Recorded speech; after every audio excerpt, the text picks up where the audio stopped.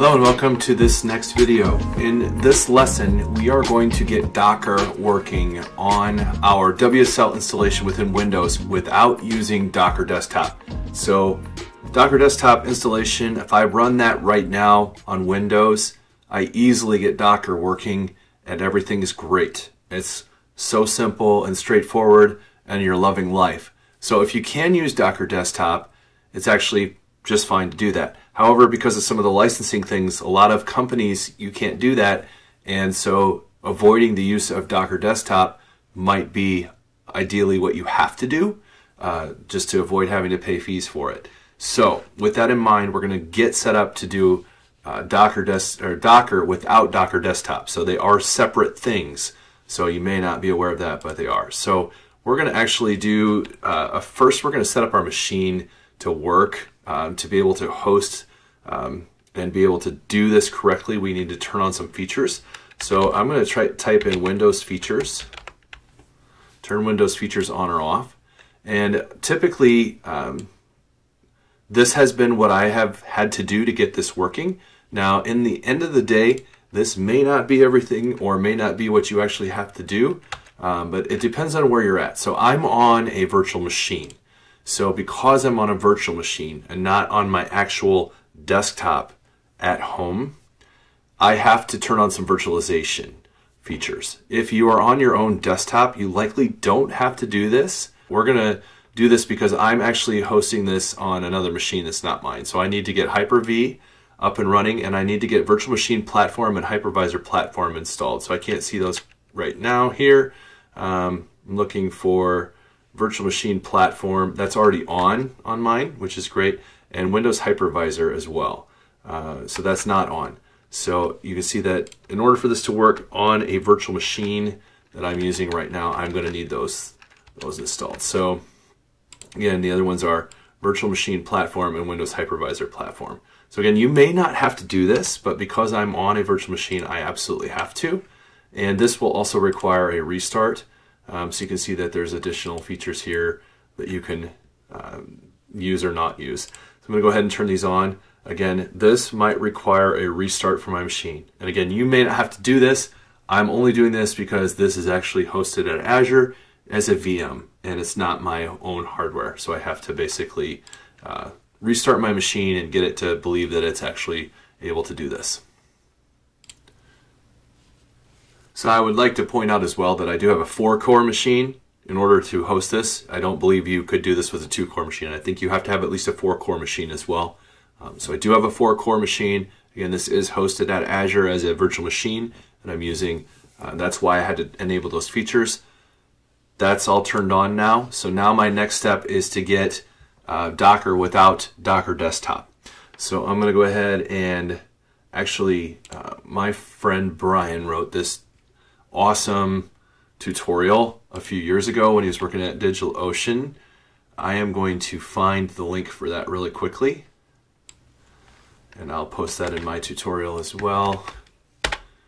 Basically, this is the tutorial on how to install and use Docker on Ubuntu 20.04. We're obviously on 22 at this point, so I'm assuming it won't be much different, but this was done just a while ago, a couple of years ago, but by my friend Brian. And very, very good, very straightforward walkthrough with all the instructions we need. So I'm just going to point you to this in my documentation as well. And let's go ahead and get our terminal up, and we'll flip into WSL. So let's get into WSL here so that we're on the actual Linux distribution. So I may need to log in since I just rebooted my machine. Okay, I'm already in. So sudo apt update. So my password. And you see that I'm just going to update the packages. Now I'm going to run this apt install. This is going to get, I believe, the repo with stuff. Maybe not quite yet. It looks like a certificate. So we'll get that installed. We're definitely going to continue. And then the GPG key for the Docker repository. So I'm going to go ahead and paste that in. And then, let's see, I'm losing track of where I'm at.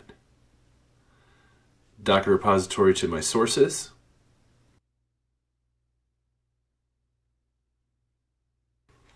I'm having a little bit of a laggy scenario here, so apologize for the typing issues. Let's go ahead and do this. Okay, and so that got the Docker to my sources. So let's get Docker CE here. Okay, that's not good. Bunch of 500s. I'm not sure. Oh, this is Ubuntu 20.04. Okay, so that's interesting. So it may not work anymore with the older version. We'll see what happens here. Let's see what happens if we just run this.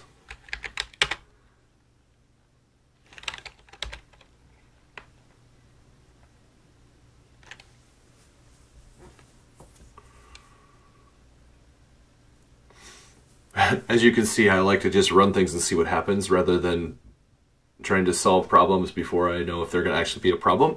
So we'll see what happens here. I'm assuming that Docker is going to install just like we would want it to without problems, even though we saw those 500s on the requests. But let's find out.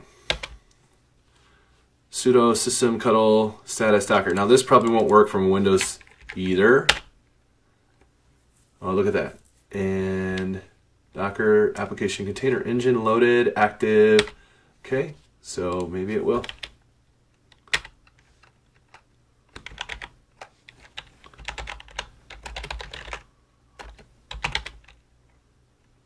Permission denied, sudo docker image ls. Okay, so Docker is working. Sudo docker container. So I don't have any images or containers on my machine at this point, and I don't feel like that's a problem. It looks like this systemctl command does actually work now. You used to have to run this a little differently from Windows Subsystem for Linux, so I'm glad to see that's working. Docker command without sudo I definitely want to do, so we're going to go ahead and add the user to this group. So basically we created a Docker group, and then we're going to just copy these commands. And our password. Let's see what we got here. So we see Docker is now there. So we see sudo and Docker, etc. And we're going to add our username to this. So my username is Brian. And let's see what happens if we say docker image ls now. Yep, so we got rid of the sudo command that's required. So again, this tutorial that Brian wrote has remained to be the best Docker tutorial I've seen.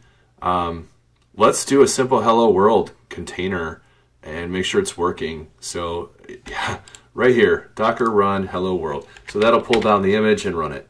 Oh, unable to find it. There it is. Pulled it down.